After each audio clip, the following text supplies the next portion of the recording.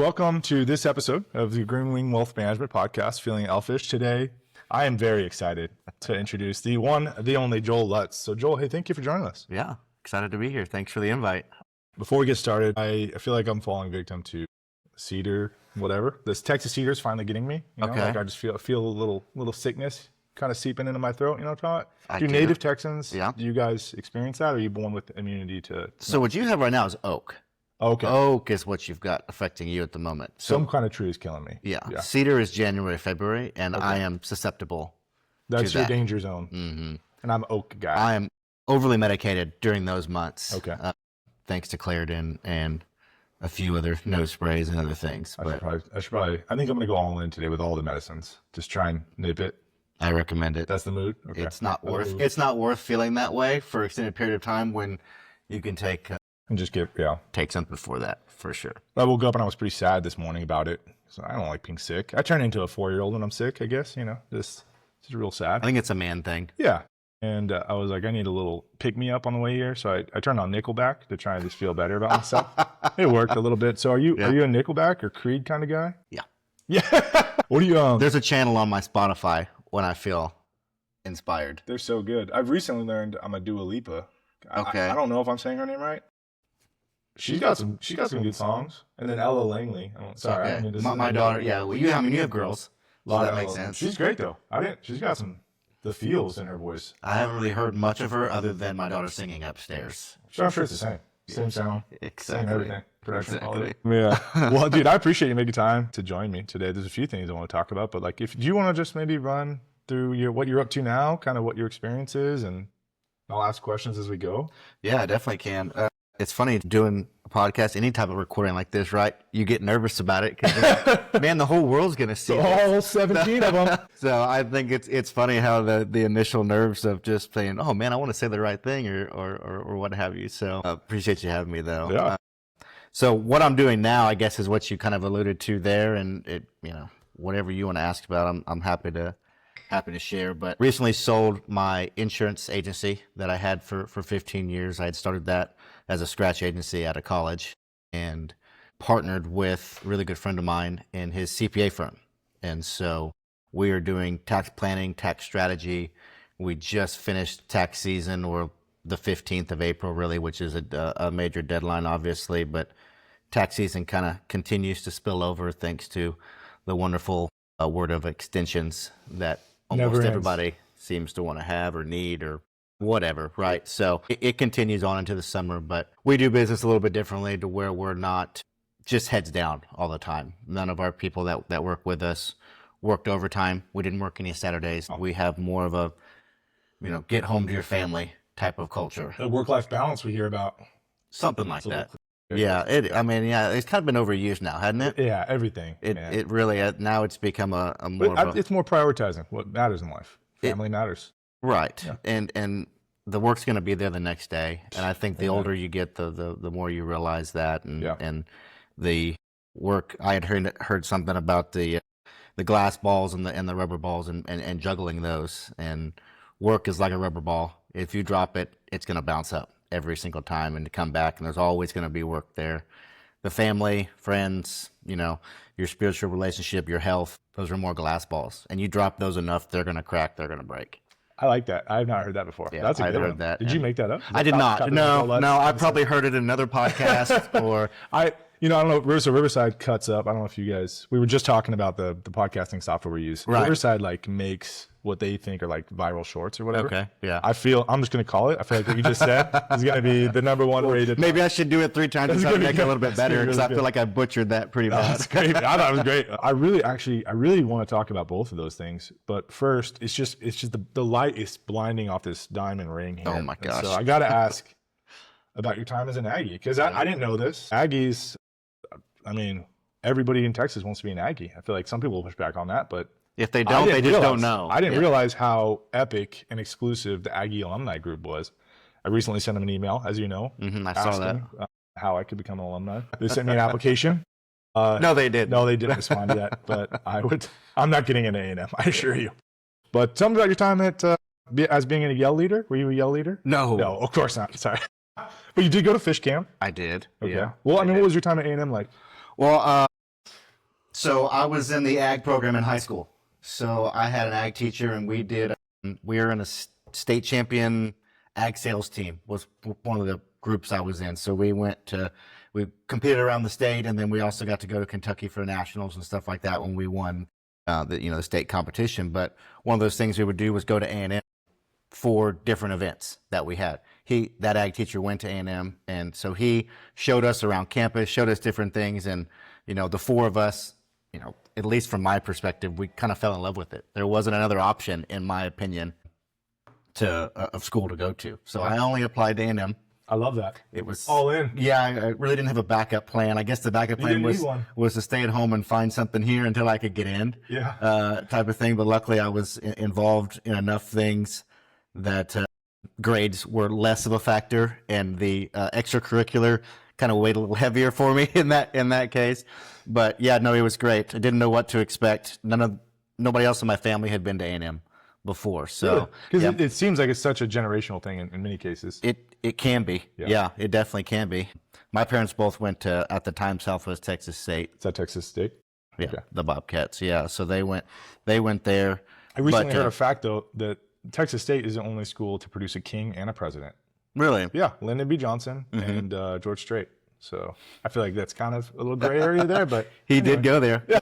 So my parents used to go and see George Strait. He would play at the bars locally there just for money. And so they would see him for a couple dollars. Do you think that's what this podcast is for us? What's that? Like George Strait's bar tour? Maybe, definitely. probably not. Sorry.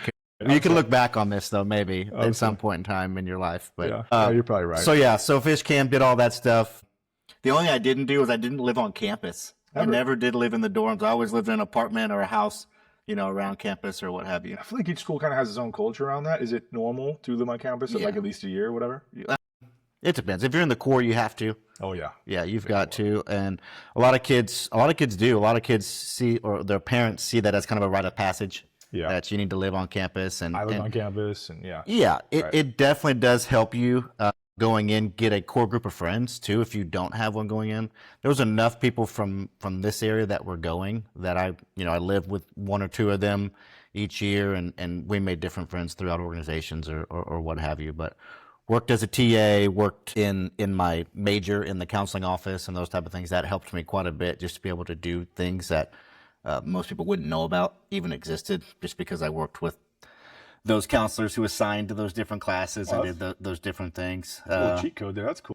I was a counselor for Fish Camp as well. That was fun. I'm not entirely sure I know what that means, but it sounds great. Yeah, when you go to Fish Camp, you get broken into smaller groups, about 10 people, and then you have your own counselor as part of your bigger group. So they take the parent organization, and then it breaks it down into smaller and smaller groups. I don't know if you're allowed to discuss, like, I feel like a lot of things about A&M are like the same mantra as the movie Fight Club. Mm-hmm. Yeah, you can't ask about it. Yeah, you can't talk about it. So I don't know if you're allowed to talk about Fish Camp, but it's not fishing. No, not at all. No. Okay, of course. Fish is just standing for freshman. Oh, okay. Well, that makes sense. Yeah. You're a fish. You're a freshman. Okay, got it. I think it comes from probably the Corps too, because in the military, I think that's probably a term used. If you're coming in new or you're a freshman, you're kind of a fish. You're the new South guy. Texas, everybody fishes. No, definitely has nothing to do with that. I mean, there's a lot of metaphorical fish that are used in decorations. Sure. Throughout everything, but I don't think it has anything else to do with fishing as far as that goes. But well, I am sincerely jealous of your time at A&M and that ring. It's beautiful. Well, I'm happy to take you up there anytime that you'd like to go. I've been trying to work my way into like their finance clubs, but oh well. That's for another time. So you got out of college and you decided to launch Lutz Insurance. And I mean, I gotta say, I have massive respect for people that are like, I'm just gonna do it myself. Like I'll just from scratch, like you said. I mean, it forges you. Like a lot of respect for you. So if you don't mind just kind of walking through like why you decided to subject yourself to that kind of pain, or why you're 100% right. I don't know. I guess it was just I didn't see another valid option for myself at the time. I'm sorry, hop back. You graduated in 2010. I did. So I did too. Yeah. Job market was not great back then. I don't even remember, but it was at the heels of 2000 and 2009. Right. So there just wasn't, nobody was hiring middle management or salary guaranteed jobs. just for those interested, like I feel like we probably had a shared experience in that. It was like, you want to do sales? Lots of sales jobs open, no guarantees. And so I'm sorry, go ahead. Your income is infinite. Infinite. Yeah. The limit is only within yourself. Exactly. Yeah. You can do. Look, we take these trips every year that you can qualify for if you reach an unimaginable goal. No, that's right, man. That's 100% right. No, I actually did an internship my last year. It was part of a class that I had, and I did an internship with what ended up being my manager, who at this company that I worked for or worked with. They were my main carrier that I wrote through. And he was in Austin, and I didn't actually have to move there or live there. I wasn't getting paid anything for it. So I was like, well, I don't want to incur additional expenses at this time, to just go into an internship for an insurance company. So it enabled me to actually live at home that summer and do the internship that way. I got my licenses, did all that, which was super easy then because you're already in the testing mode and read through the stuff. I think I went to maybe a week or two of kind of classes and took the test, and relatively easy since you're in that mindset and able to kind of take tests. Right. That wasn't necessarily the hardest thing for me. I think then the sales part wasn't hard for me. The relationship, I knew enough people. I had relationships. I didn't have a problem going out and talking to people, and realize you go, and you've experienced this, right? You go join this organization or want to get involved and start spending a bunch of time and realizing this is not for me. This is not going to be fruitful for business. And so you have to really either like it or believe in the cause or what have you. And so I did a bunch of that, and I had to cut my teeth just learning the hard way that actually running the business is the hard part. The sales will come if you're you're relationship based, if you care about people, if you know what I mean, if you're doing the right thing, that's all people are looking for. So that's not necessarily the hard thing. The hard thing is you can only do so much of that just by yourself. And so running the business turned out to be more of what I think slowed us down kind of in those middle years and figuring that out a little bit more. Yeah. And what that looked like. So why I did it, I think I've always been entrepreneurial, where I want to do things on my own. I have a hard time working for somebody telling me, hey, you got to do this and just do this. I like doing a lot of different things. As you know, I try to not be busy, but end up still being busy doing a lot of different things. And so that was just a way that I had the control. Yeah. Right. And I looked at a bunch of different other options, but they required me to take out at the time a $300,000 loan, which seemed astronomical to me to get started. Sure. And this avenue allowed me to come in and not incur immediate debt that I'd have to pay back in going this route. Yeah, 100%. So we've worked together. I've known you for some time, and I do consider you a high conviction, high character, high integrity guy. And so I wonder, like, as you're building a business and you're kind of throwing yourself out there in the marketplace and competing, like, well, at least for me, I'll speak for myself. Like, it's frustrating. And it's like, man, like, how do I make progress here? Like, how do I make headway? And it's like the cycle. I feel like the cycle of entrepreneurship is the highs are higher, the lows are lower. It's just tough. So a lot of the silliness of the marketing I do is just to try and inject some, not a distraction, but alleviate some of that tension, like an outlet for some of that stress in a way that's positive, and like just recalibrates my mind to like fun, positive things in life. Like what would you do, or what did you do, or like what would go through your mind when you're just like in the doldrums of like, what am I doing here? Like why do I keep throwing myself into this? Yeah. It's a great question. I mean, because I feel like that's also probably changed a little bit throughout the years, as far as motivation goes, maybe is what you might be alluding to. What gets you to come in the next day and do it again? We don't have to show up in the morning necessarily to work, right? But we do, on usually earlier than what we'd have to at a normal job. I'll tell you what, you see me at a donut shop in the morning, I'm not ready for the day. Right. I'm stalling. Find something. Just give me a little something to get through. Yeah. I would say probably a big part of it that there's probably a lot more there to unpack for myself personally, but a foundation of just faith and understanding that I have a purpose here and need to be doing something. I am able-bodied. I'm able to do something. I have gifts that I've been given, whatever those are. I kind of don't know that I've found them yet, but I can do stuff. And so I need to be out producing, doing something, and being being the person I was kind of put here to be, or trying to figure that out at least. Yeah. And when you're starting out, you gotta eat, you gotta do, you know what I mean? So that was a big motivator to begin with, but it ends up being kind of, faith. You want to buy your first house. You want to do those things, right? So I was kind of motivated by that. Kids are a huge motivator. And now it seems like it was making more money, right? What was kind of the goal. And then now it's buying back more time so that you can spend that with family, with friends, go doing something that you want to do as well. So I kind of feel like at some point you reach a pendulum swing where you'll go back the other way and it's like, okay, how can I get some time back?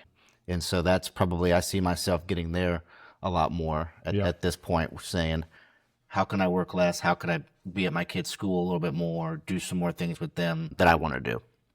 Yeah, I wonder, because when we met, I feel like you had you pretty much already kind of made it, like your footprint, you were established.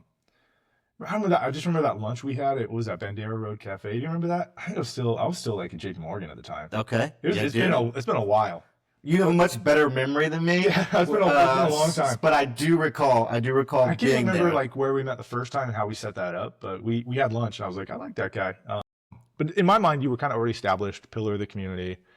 I think at that time you were already on the chamber and the EDC, which I want to talk about that in a second. But did you and Christy get married pretty young? Yeah, we did 2 years after we got out of school, so 2012. So kind of stack that on. I mean, that's hard too. Like you're like trying to figure out who you are in the workplace and create an identity for your business, and then you're married. And what was that like? Did Christy? I mean, was she supportive, generally speaking?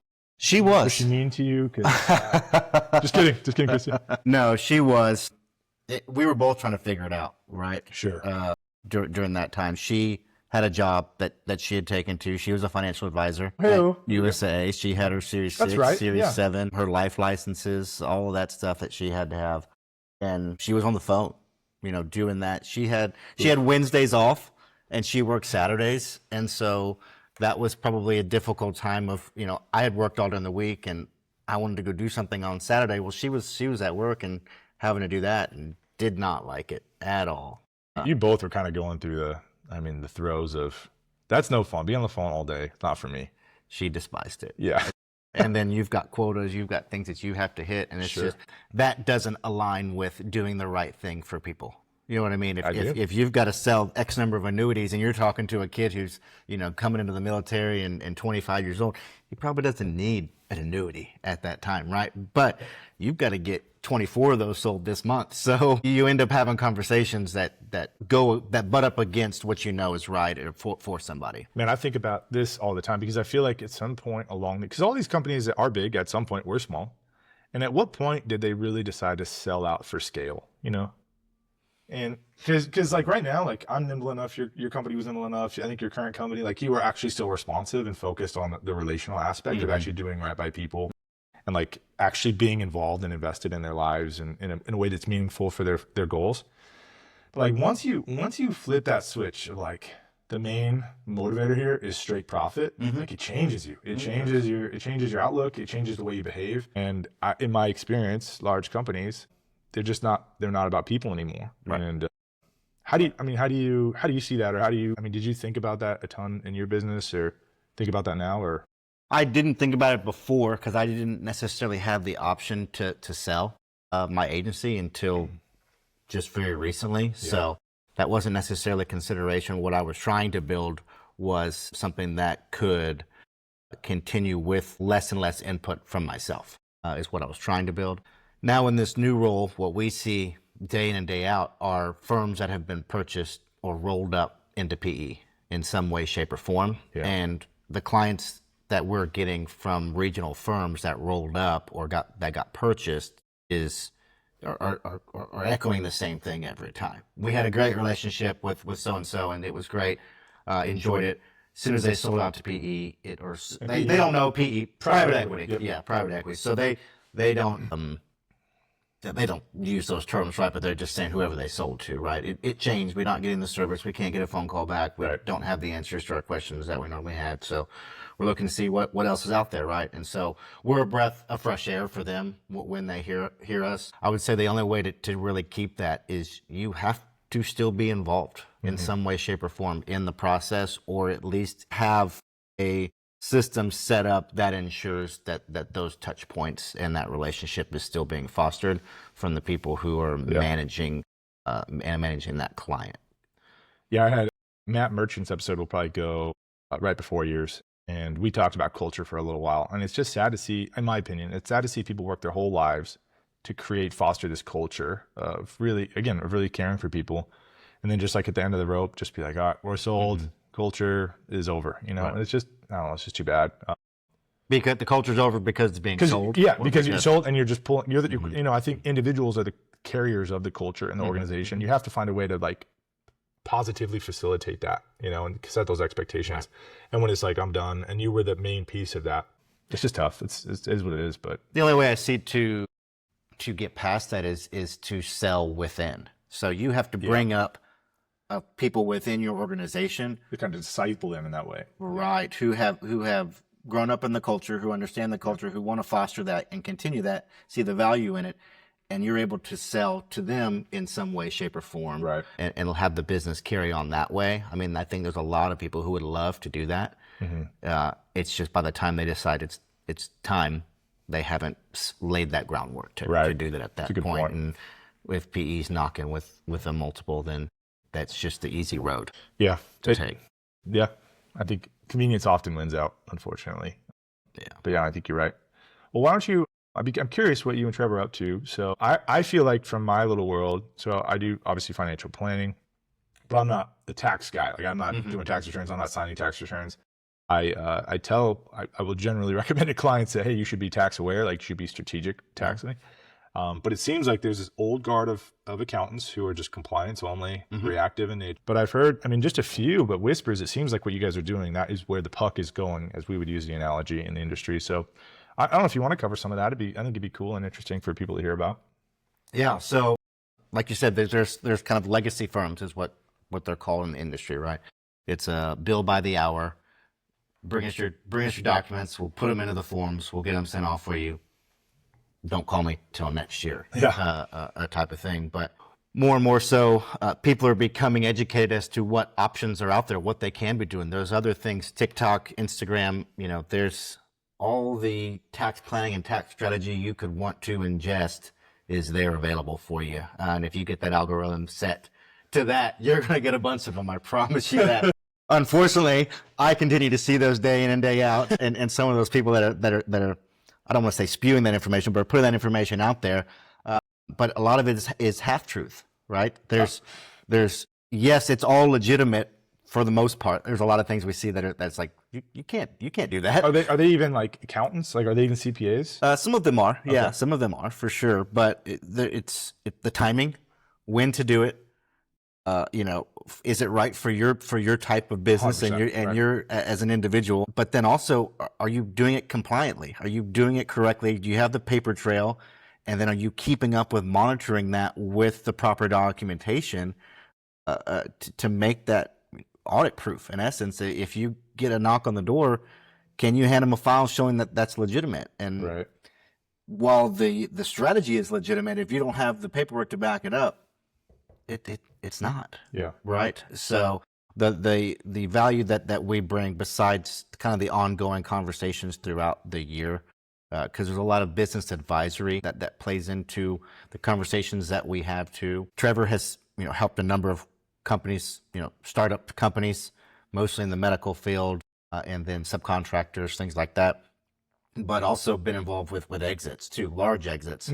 And so we've got one right now that, you know, he's working with the client, and just the way that they broke up the deal and the goodwill that he had within the business, because it's a family business for many years, he's probably going to end up saving the guy between $400,000 and $500,000 in taxes just by that one shift of, and the numbers aren't changing. It's just how they're being allocated. Right. So we didn't really make a huge change. It's just understanding the client, the deal, and what they're trying to accomplish, right, through that we add the value in. But then also through that process, not only are we setting the plan, we're building the file with them. We're giving them the documentation and saying, this is what we need you to do, and here's what we're doing. And then by having these quarterly calls throughout the year, we're able to monitor it, right, and make sure it's staying compliant.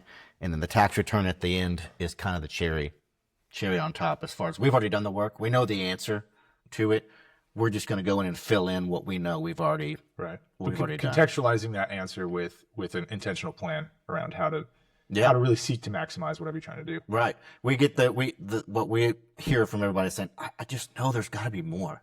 There's something I'm not doing. There's something I'm missing. I hear that all the time too. Right. And it's like, yeah, you probably hear it on the financial side. Yep. Right. Exactly. So it's like, well, I hear people will talk to me about tax all the time. Yeah. Like, man, there's no way that, there's no way that people are paying this bunch of taxes. There's no way that we're taking advantage of every tax, whatever. Right. And the answer is there probably is. What the issue is, people are not paying their current CPA to do that for them. Right. They're paying them if they're even wanting to do that. Yeah, if they can do that, right? Yeah, a lot of them know about it, or they just never done it before, so they're hesitant to offer that as a solution or an idea because they haven't done it before, don't know kind of the inner workings behind making it compliant, and that makes them nervous. So lost my train of thought. Something around that. Yeah, I think you nailed it. So my business, like everything has to be so compliant and supervised. Like everything I put out there runs through a supervision department. Right. It's a stamp on it. Right. Sometimes edits are required. Sometimes I have to add different disclosures. This is marketing stuff? Yeah, marketing. Like this podcast, all communication, all pamphlets, everything. The book I wrote had to go through compliance. Like somebody actually had to read it and make sure that I wasn't using promissory language and that sort of thing. Mm-hmm. Did they give you any feedback on it? Like other than checking it for those things? Did they like, hey, this is great. So I did. Feeling Elfish, right, is tied to my elf character that the Will Ferrell elf character that I use in December. That was the first like really crazy marketing thing I did. And my OSJ is guy named Kurt Popella up in Dallas. He called me. He was like, I haven't seen this video yet, but I've gotten like 3 calls and 2 emails from people in the back office. And like what's going on down in Lotus? You gotta financial advisors that might be on the brink, man. We should probably send somebody down there and check on him. So, yeah, man, I just send it off to our local compliance portal. And I love to think that there's just some guy named Mike or Andrew, whatever, is just going about his day, reading kind of boring. Most of it's, a lot of the stuff they have to review, I'm sure is very boring. And then they get my post and like, oh my gosh, this guy. What's he up to today? But it speaks to like it's all because like we agree to play by the rules set forth by governing agencies that are aimed to protect the consumer and the investor.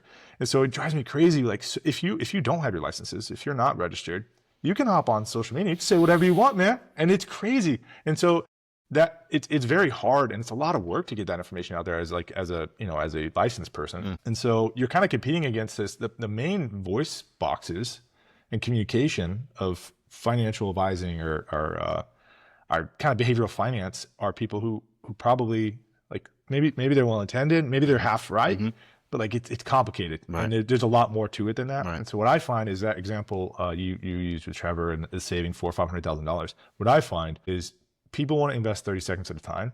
The outcomes, the real positive outcomes, come from investing in relationships that are meaningful. And you're on the same page, and you can make those moves. And I'm not saying that everybody's going to have a $400,000 or $500,000.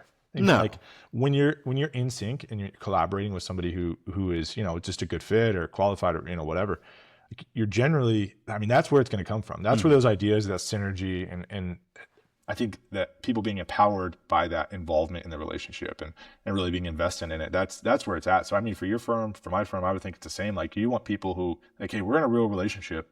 We need to really communicate. We need to really be honest and have good conversations and make sure that we're doing what's in your best interest. So I like that example. Yeah. You've got to find people who value what you do too. Right. That's a big thing. So I take a lot of our intro calls as they come in to the firm that we have kind of before we have a scope call with them, we have an introductory call where we just want to say, hey, is this going to be a good fit? Here's what we do.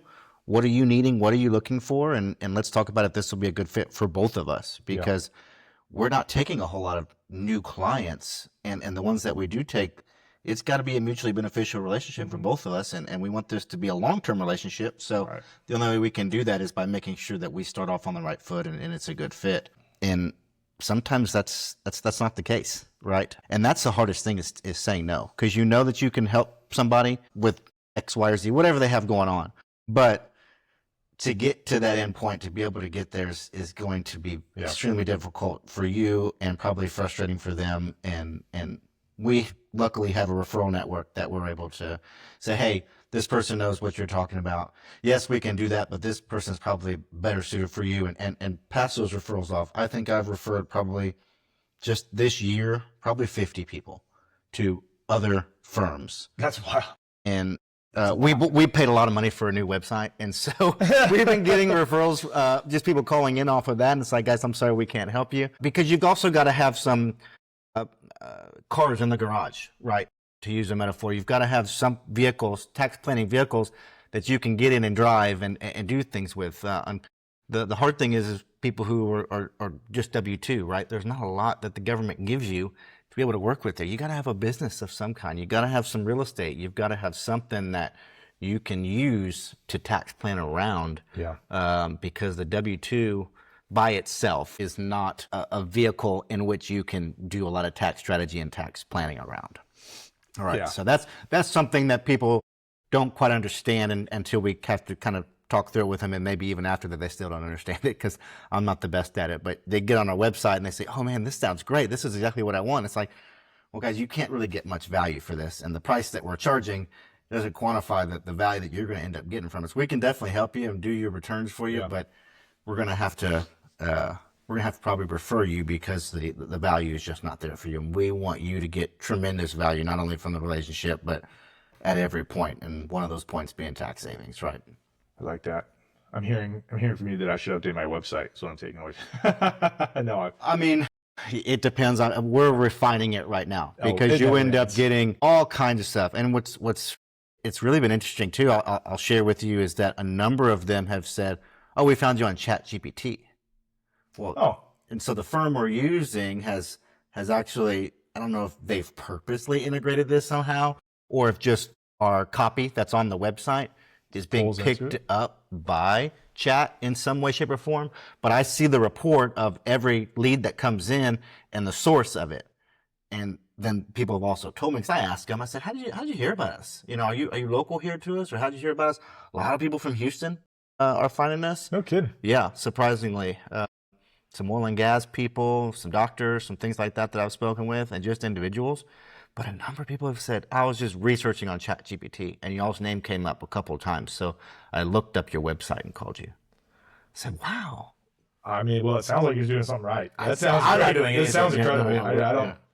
Yeah. I work with this marketing group. They've been great. Kind of Wade and Troy, they were just telling me, we were talking through that sort of thing. They understand that all way better than I do. Right. But what you just said, I mean, it's really compelling. I feel like there's some things to think through there.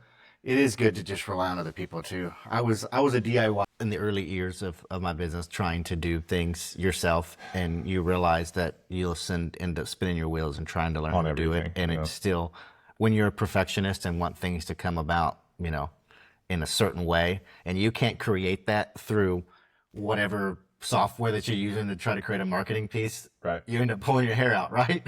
At least I did. I mean, I think DIY. And then not doing anything. And then not doing anything. So you wasted time trying to create something. You don't do it. You're frustrated. Then you got work that you didn't do because you were trying to create this thing, right? It creates kind of a cycle there that's not great for anybody. I couldn't agree more, man. I think DIY is way overrated.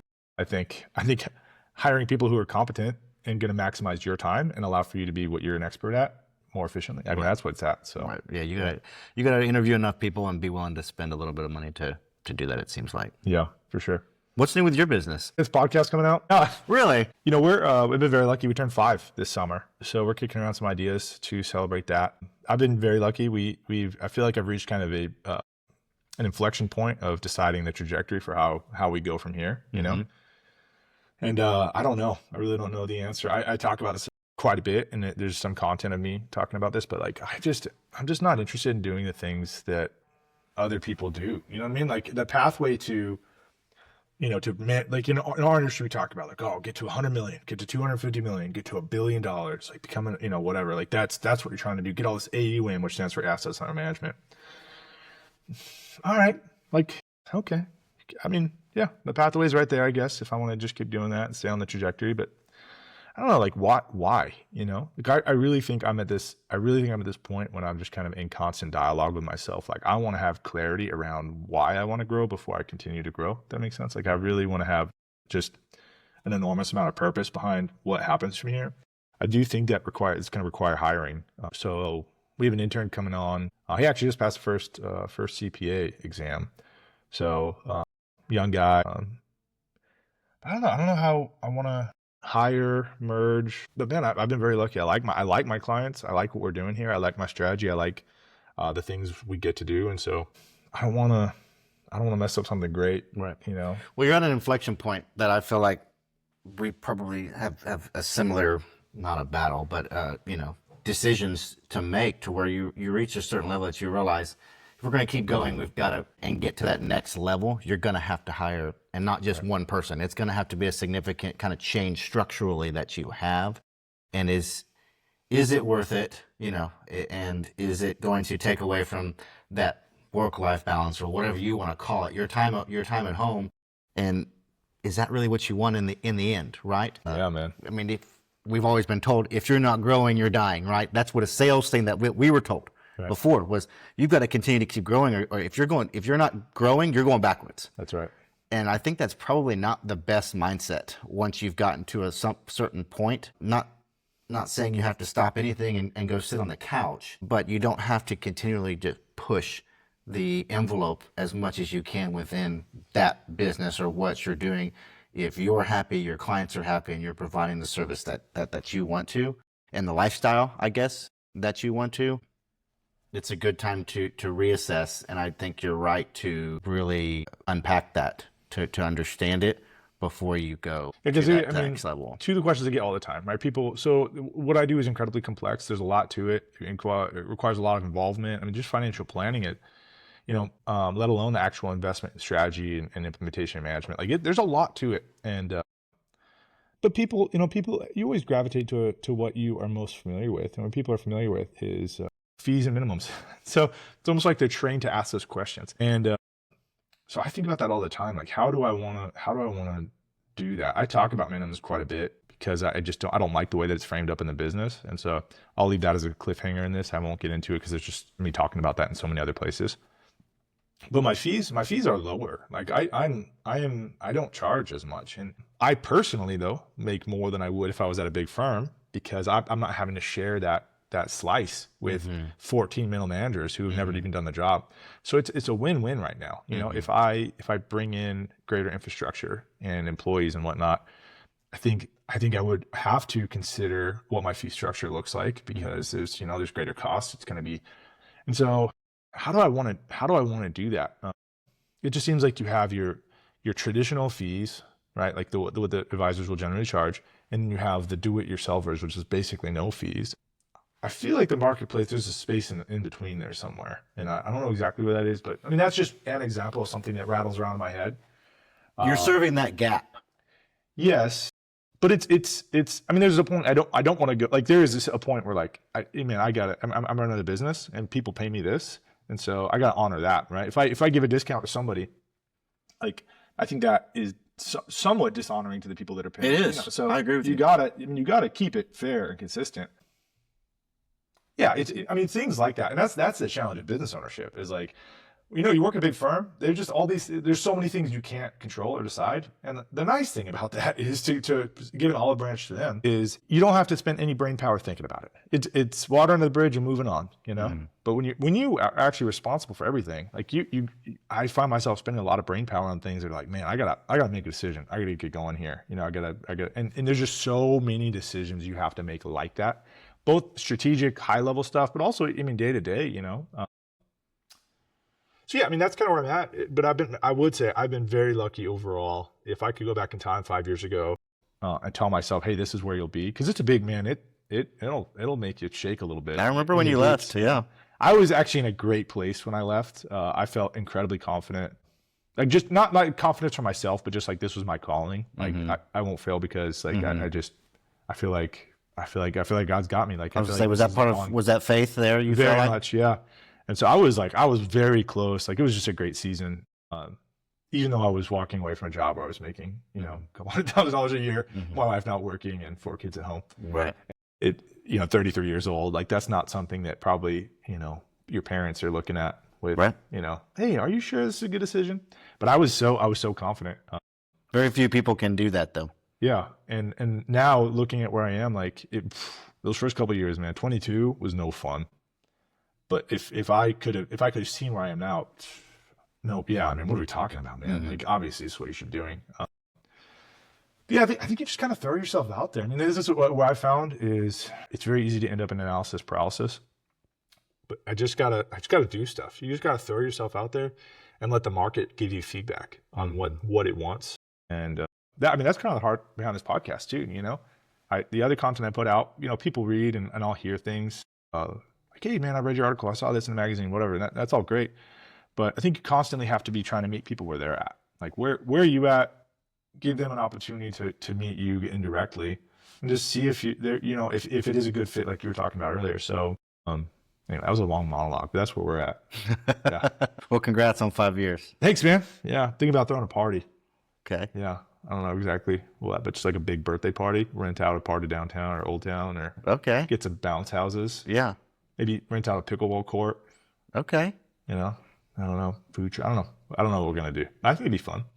It'll probably be big, whatever you end up doing. Yeah. Will there be anybody dressed up as anything there? Or? I'll probably wear a tux. I asked Aubrey if I should wear a tux to this. She said no. I was, just so you know, I was so close to wearing a tux to this. I could have expected you to. I wouldn't. Let's just say I wouldn't have been surprised if I walked in the door and saw that you had a tux on. I mean, you only get to wear it. You have a tux. You only get to wear it a couple times a year. I understand. Honestly, probably the main reason I didn't wear it is because it doesn't fit as loose as it used to, and it just makes me sad. You know? Yeah, I understand that. I got to buy new shirts a lot of times because of that. Yeah. So something you said there that I think is important, is a differentiator, I feel like, between people who will make that leap or will do something that is risky. I don't know. Would you call that even risky? I mean, I don't feel like you probably thought leaving that job, starting your own firm was risky. Most people, the naysayers would have said it's risky. You probably didn't feel like it was risky, but you were willing to step out of the analysis paralysis and into the action. And so many people, and I feel like almost it's worse now that we have so much information available to us. You can watch days and days of YouTube videos on any topic you want to and feel like you're doing it, but you're not actually doing it. Does that make sense? You can be a spreadsheet warrior. You can do it all. You can plan your whole life out and you can be a spreadsheet millionaire. But if you don't actually go and do anything, and that's the hard part, that's the differentiator is between that point and that point. It's not that big. It's just taking the first step and doing it. That's buying your first piece of real estate. That's doing your first business. That's changing jobs, whatever it is, right? I don't know if you agree or not, but I feel like that. I agree. I feel like that is a differentiator between those type of people who find success and who say it's risky. I feel like the underlying commonality there is that you and I don't want to project on you, but I think this is probably true. Give it to me. I'm okay losing a little bit. Okay. I accept the idea that I might lose and I might be wrong. Right? And if I do, it's not personal. Yeah. Even if it's not personal, I don't dwell on it. I learn from it. I get better. I move on. And that was not something I was born with, by the way. I had to be a sour loser for a while. Like I had to lose badly for a while. And then the more you play the game, the better you get at understanding the game and understanding, like professional athletes say this all the time. Like, I just want to play my game. You know what I mean? Win or lose, I'm going to play my game. And I think people hear that, but they don't understand what they're saying. Like, that is the goal of an entrepreneur is like, I can't control whether or not this person moves money to me or not. I can't control, all the way anyway. But I'm going to play my game and I'm going to throw myself out there and I'm going to do what I do. And if I lose, I'm going to lose my way, you know? And I think that is a lost art. People want certainty and people are so afraid of answers for, the exposing of their insecurity of feeling like, it didn't go well. Hey man, it didn't go well. We're moving on, you know? Here's a novel thing though. You don't have to post that online. You absolutely you could actually keep your learning more private. Now, a lot of people put that out there and they get a huge following behind that and find success in sharing their losses, right? And to each their own, like that's great. Like I'm totally in favor of that. But also, if you're worried about what other people think about you, don't tell anybody. You don't, right? Yeah, you don't have to share everything with everybody, and keep it to yourself. Go and hustle, behind closed doors. And if you want to shout it by the rooftop when you reach year 5 of your business, go and do it, right? But you actually don't have to tell anybody anything or share. Just keep working. You can just keep going about it. It's like the gym. Honestly, it's just like the gym. Interesting. You want to build muscle, you want to be in great shape, go to the gym. Like people, and you have the influencers. You have the people. Most people are not influencers. Most people are in there just trying to get after it, And the real success in that is the consistency. And so I think people want certainty, man. They want certainty everywhere. Well, if I do this, then what? Then I don't know what, man. Then life goes on. You make the best decision you can with the information you have. That's all you can do. You account for it in real time. You process information quickly, and you decide. This is my big man. We was just talking about this and that, and one of the unintended consequences of me becoming an entrepreneur is I don't have patience for indecision. And even if you're choosing to not make a decision, I will call that out. I am actively choosing to shelf this, to not make a decision on it right now, with a date of revisiting in the future. That's a decision I will make. And people look at that and like, oh, well, you're just, you're approaching this from a business standpoint. Everything is a business standpoint. Because business is responding to human being needs in the marketplace. And so you're constantly trying to figure out where value is in that. And you have to be decisive and intentional. And honestly, that is the model by which you should live your life by. I think the real joy of being an entrepreneur is it forges you every day into a more, just a more complete, more capable, more potential realized person of version of yourself. That's my opinion. And yeah, man, people don't see it that way. I wish they would. I wish if people would take risks, I think they'd see the benefit. And entrepreneurship's not for everybody, but I do think that is. Yeah, there's a whole rabbit hole we could go down there with that, because I feel like a prior generation or two, the government have influenced people to want more guarantee, want more certainty, and not be willing to take risk and be self-reliant on what they can accomplish on their own as an individual. And where that all came from, I'm sure there's lots of studies and thoughts behind that. And I mentioned two of them that I feel like, but that it is not for everybody, but there's less and less people that it's for, it seems like. And so those people who are willing to take that risk, seemingly, you don't see the losses a lot of times. You don't see the people who have failed. But if you do your research and you have some propensity to a certain industry or just a love for it, a lot of people find a success. Because now it's not just a little community that is potentially your customer base. Depending if you're selling something to do, the whole world you can sell to, right? The opportunity is there. The opportunity is growing, but the people willing to take that risk is probably getting smaller. They got to feel elfish, I would say. Way to tie that back in there. See, it's all coming together. But that passion drives. That passion has to give you staying power, make you want to do it. Yeah, you got to have support too. You got to have a lot of things that there's a lot timing. There's some timing in there too. Yeah, I could see that. Yeah.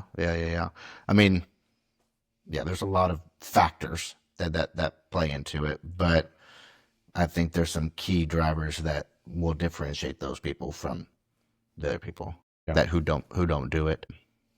But you see people from all walks of life who have made it, right, and done that. Those are inspiring stories to kind of see and hear. I think something that's changed for me too is just a desire to try to help others. And that is one thing that social media, my algorithm is currently set on. These people who just go out and do nice things for people, and random people find people who, their entire channel is built around going and helping people, and the world donates money and they end up changing these people's lives. Man, isn't that just inspiring to see? Positivity, man. That's what we need. And it's just that's these people's whole job. Yeah. There's a guy in Oklahoma who's a mechanic, traveling mechanic. All he does is drive around and find people who are broke down or that submit and need help. And the stories that are behind all that stuff it's incredible to see. So that's something that's what my algorithm is set on currently. I've seen the guy who does lawns. Have you seen that guy? Yeah. SB Mowing. I've seen it. I know exactly who you're talking about. Good dude. Yeah. So gratifying to watch. He probably makes more money doing those videos and doing that for free than he does actually mowing yards during that week. I have no idea, but it is incredible. And he's got, probably millions of followers, right? And it's on the flip side of that coin, very concerning that so many people will sit and spend hours watching someone mow a yard. They would never, their own yard is 3 foot tall, but they'll watch this guy go and mow and edge a sidewalk that hasn't been touched in 10 years, right? And get so much, they're not getting anything from it other than, I guess, some type of dopamine, right? But anyways, that's another rabbit hole that that we could go We down. might have to get me back on and do some more rabbit holes. I feel like I started this with the intention of like, we're gonna do like 30-minute podcasts, and the only one I felt the 30 minutes was my wife. She's probably gonna be you're probably getting mad about that. Sorry, honey. We'll get you back on. But it's so good, man. It's good. I appreciate you joining me and talking through this stuff. It's just think about stuff all the time. Even if it's not recorded, it's good for me to talk about it. So I appreciate it, man. Yeah, enjoyed it. Yeah, for sure. Hey, it's Joel. Yeah. Joel Lutz, everybody. Thank you, guys.